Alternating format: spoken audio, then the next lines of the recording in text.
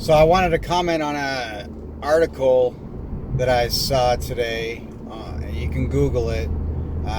Just put Uber autonomous vehicle purge mode. And an article I read a few days ago, and I don't remember the date of the publication, but it was saying that the Uber autonomous, the Volvo XC90 that killed that pedestrian in Tempe, recognized that there was a pedestrian but chose not to take action. And one of the things that was revealed in this other article was that there were these backdoor programs going on between Uber and the government that were in fact codenamed PURGE. And so you'd have the vehicle autonomous mode setting, but then within that setting there are other settings, and one of them being purge mode, which is a play on the movie, I take it.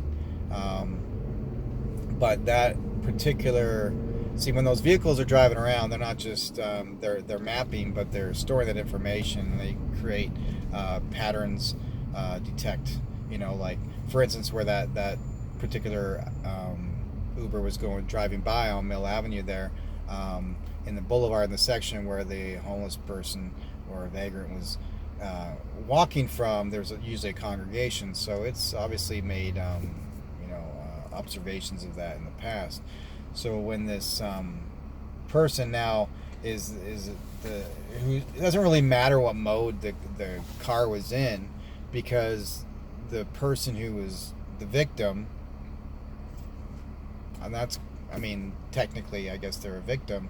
However, I don't think if you act 100% negligent, you should be called a victim, because you kind of chose. It's a suicidal thing. If you watch the video, that person does not look up at all.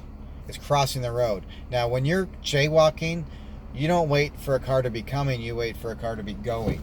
Okay, car gone, now I go. Not car coming, now I go. That person had their head down, walking their bike across, and of course you had numbnuts behind the wheel, the secondary, who was actively disengaged from their job while playing on their phone. Now, that could be a requirement based on the fact that it was an autonomous purge mode, which probably has like a vagrant setting. So I was like, oh, there's a vagrant. No need. We can get rid of that useless piece of shit from society, and we'll just blame the software or something like that.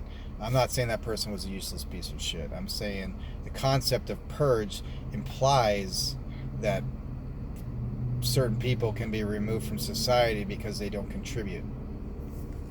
And that's the real problem with this thing. So now, imagine if that person had actually been doing their job. They could have taken action, avoided the collision, and those Uber vehicles would still be on the road.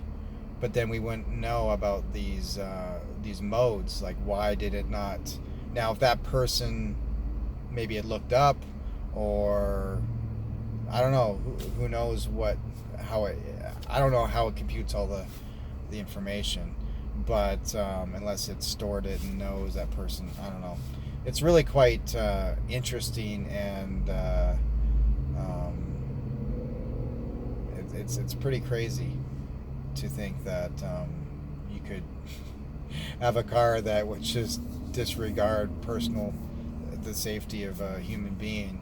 It's not going out to kill him, but it's not taking action to avoid it, and that's a concern, that these things can be programmed to do that, because they're just programs, right? They do what they're told. I don't know if there's AI involved. I'm sure there's some sort of AI involved, but if it's programmed, unless you can develop a conscience, that would be a real problem.